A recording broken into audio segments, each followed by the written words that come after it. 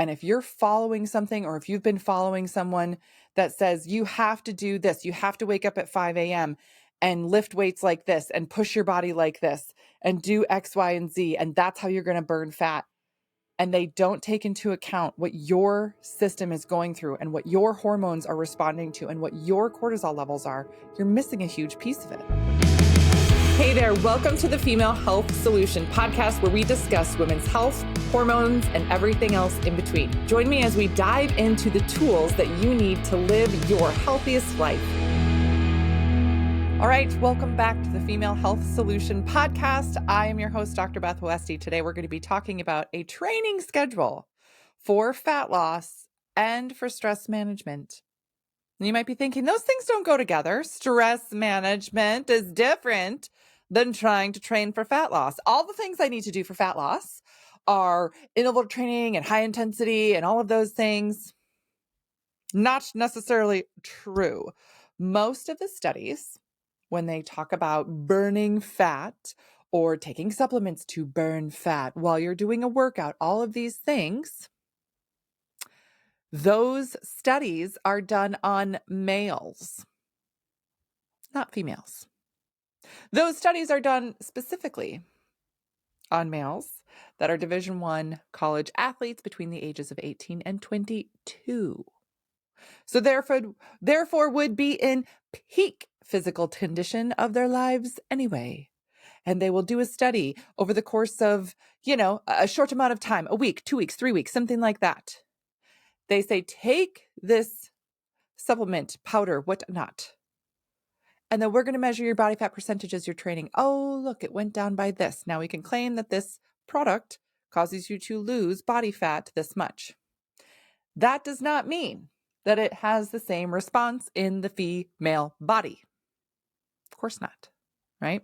So when we talk about a training schedule, what do I need to do for losing fat for my body? I'm so frustrated. I can't believe this. I've been doing everything. I'm in a calorie deficit. I'm training. I'm walking. I'm doing the things. Great. But if it's not working for you, stop repeating the same thing and expecting a different outcome. Your body might not be at a place where it is ready to burn fat. And that's not because you're doing it wrong. It's because you are not at the starting line. I use the image of a race, right? There's a racetrack. Everybody's at the starting line. The gun goes off, boom, off to the races. Everybody's running and making progress on that journey. If you are not at the starting line, if you're not even at the track, you're not going to be making forward progress. Maybe you're in the bleachers. Maybe you're still in the parking lot, right? Maybe you are 5 blocks away around the corner because whatever you have going on physiologically is not at a place where you're able to burn fat. This is part of how our systems respond. The female body responds very differently to stress than the male body. The female body is designed to store fat. And if you don't take these things into account, it's a very frustrating uphill battle. So first off, let's start with how do we know? How do we know? How do I know where my body's at with stress? How do I know what to focus on? My favorite tool for this is the Dutch test. Dutch standing for Dried Urine Test for Comprehensive Hormones. We measure what your system is doing. We measure estrogens, progesterones, testosterones. We measure your free cortisol and metabolized cortisol. And the beautiful thing about the Dutch test is that it measures free hormone, the bioavailable hormone in your system. When you're doing a blood test, blood test only shows the free and bound hormone. Bound hormone is already bound. It's already used. You don't get it, but it's measuring part of that. Meaning, if your system shows a certain amount of bound and free hormone mixed together, you can get a blood test result that says, they look fine. This looks great. I don't know what the problem is. But you get a urine test that filters out the bound because you're seeing the metabolites come through the urine. Now you're only seeing what's bioavailable. That's a much more accurate way to measure what your system is able to utilize or not. Doesn't that make more sense when you understand the difference between a blood test and a urine test? Now, not to throw anyone under the bus here. One of the things that is important to recognize when you're looking at getting a Dutch test is that you're getting a Dutch test and you're looking at the right lab levels with someone who understands how to read them. So often I hear people say, oh, well, should I ask my OBGYN about this? Should I ask my endocrinologist about this? Do they do Dutch testing? Are they aware of the difference between urine and blood tests? Because if they're only taught how to read a blood test, right? And that's not just to say that like an endocrinologist couldn't be an expert in Dutch testing. Maybe they are, but you would want to work with somebody who understands the test and understands the benefit of it and understands the difference between blood and urine tests. Because if you were to say that to them, well, should I get a urine test? They'll be like, no, that's not going to do anything. That's not really going to provide any other helpful information. I don't know why that'd be important. Well, I do. Why? It's so important and so helpful to get a Dutch test. Now, I'm a Dutch provider, right? And you can, find out more about that, on my page, all those things. But you can also go to the Dutch website and find other providers. One of the things that I do with this is make sure that you understand your choices, your options, and the best next place for you to start, wherever that may be. That's my goal here. So when we're looking at a Dutch test and measuring your cortisol levels, we get a glimpse as to how well your system is processing stress and what the potential output would be in terms of metabolism. For example, if you are exhausted all the time, if you are just totally fatigued and you have no energy and you have no get up and go, how much do you think your body cares about burning fat? It doesn't. It's not a priority, not for the female body, because again, our bodies are designed to store fat. So you could be forcing yourself to get up and go to the gym, forcing yourself to be in a calorie deficit, even though you're hungry. And if you do that long enough time, your hunger cues are actually going to disappear. So you waking up in the morning and not being hungry at all is a big warning sign that your metabolism is not actually working. Yeah. You could be thinking, gosh, I'm trying all these things, but then realizing, my nail growth is really slow. I only have to cut my nails every 2, 3, 4 weeks. My hair doesn't grow that fast. That's a problem. If your body is not healthy enough to make new cells and have strong hair growth and nail growth, your body is not going to, these are just signs and signals that you can look at in terms of, is my body going to be at a place where it's going to have a good metabolism or not? And I say this because I see it time and time and time again. Women are killing themselves at the gym, pushing themselves so much, counting every little calorie, restricting the tiniest cookie because they're terrified it's the thing that's holding them back from losing weight. And that is not true at all. Because if your body's not at the healthiest point first, that fat loss piece of it isn't going to happen next. Yeah. So just some things to keep in mind in terms of what's the best schedule for this? How do I work out to burn fat? All these other things. Let's start with getting you on the starting line. And that means that your hormones are balanced, that you have energy, that you're sleeping well, that your body can repair itself. You can grow new cells. Now, for some women, it takes 4 weeks, 8 weeks to even get to that point. Some women, it's longer if you've been in a really stressful state for a long period of time. But once that happens, you're off to the races, as I like to say. So training schedule for fat loss, the biggest thing next to look at for the female body is getting enough muscle mass. Making sure you're eating enough protein, doing some type of weight-bearing strength training, exercising. And to start, it doesn't have to be crazy. You can start with doing like air squats, push-ups, even if it's push-ups on a countertop, right? And you're not down on the floor, you can start somewhere and start activating that muscle tissue.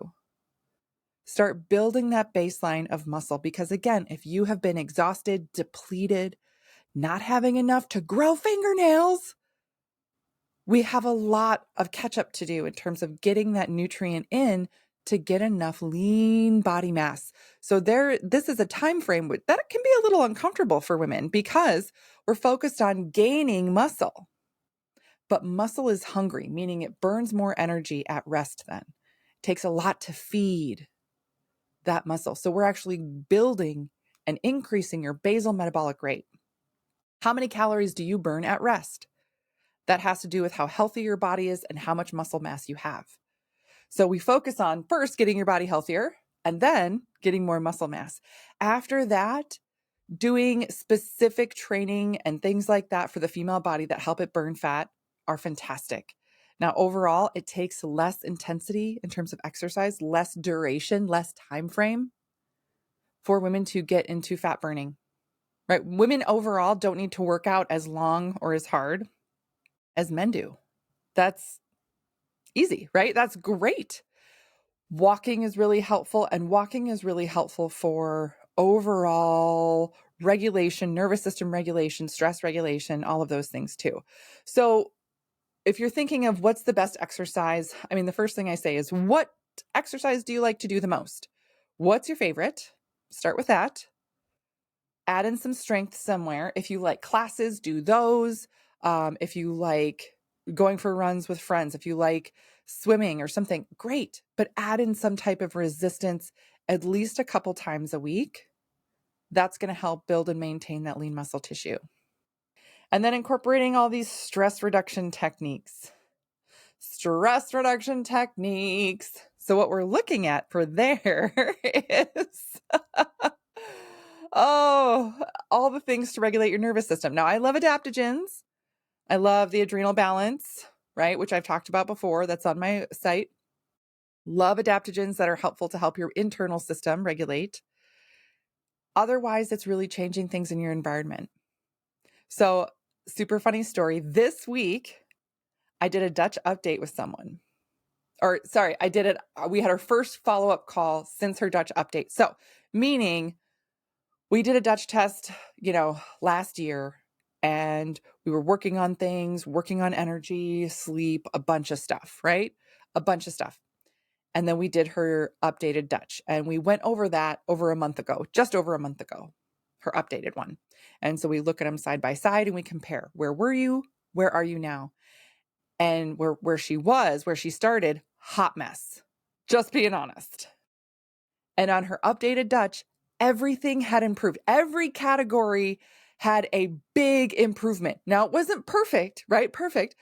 So there's still some room to go, but a huge improvement. And she's like, yeah, I really do feel better, all these other things, etc. And she's like, but I still am having trouble with this or whatever, right? I was like, right. And she still hadn't really lost any weight. But the only thing on her updated Dutch that did not improve, that stayed like pretty much the same, was her cortisol marker. And I have this happen with a lot of women, right? So she's like, yeah, this is better, this is better, this is better. But man, this didn't improve, right? It didn't. Yeah. Okay. So she's like, oh, what is this? And still, now I'm really frustrated because I feel better and everything is working better. And I have this energy and I'm working out harder and I'm getting stronger. Yes. But I'm not losing weight. I don't understand. I'm doing all the things. And I said, well, what we need to focus on next is regulating your nervous system. So I gave her very specific things to do for her system and for her schedule that she was going to be able to keep up with. Very specific things just for her. And I said, this is the schedule you're going to have to stick to. And her honest reaction was, come on. Oh, isn't there something I can take for this? Isn't there a pill I can take for this? Is there another supplement? And I said, no. You're doing all the great supplements. You're getting everything in. And the things you're doing are going well. It's working. But we have to focus on the next step, which is the right step for you. And it's regulating your nervous system. So I told her, do this. Okay. Yep. She didn't like it. Wasn't what she wanted to hear. Got a little pushback from her. But when we did her check-in call this week, first check-in call since the Dutch update, and without changing anything else with her protocol, without changing how much she was working out, without changing much about her nutrition, really, it was really implementing those stress reduction techniques that, again, specifically tailored for her. Her update was, well, I've lost over 5 pounds now. And I said, really? You don't say. In just 4 weeks. That's over a pound a week. That's really good for the female body. Why was she able to do that though? How was she able to get that type of a result? Because she'd been working on it and got her body out of the hole and onto the starting line. And the thing that was going to help her then move forward was not any other additional exercise. It wasn't restricting any other calories, right? She doesn't go hungry every day. It was working on her nervous system and stress management. That's what allowed her system to calm down enough that her system was able to get into fat burning and see not only the weight loss on the scale, but a big change in her body composition. So oftentimes it's the right thing at the right time for you. And if you're following something, or if you've been following someone that says you have to do this, you have to wake up at 5 a.m. and lift weights like this and push your body like this and do X, Y, and Z, and that's how you're going to burn fat. And they don't take into account what your system is going through and what your hormones are responding to and what your cortisol levels are, you're missing a huge piece of it. This is why I love Dutch testing. It shows you everything. There's no guesswork. And then you know 100% that where you're putting your energy and effort is actually going to be the thing that moves you forward.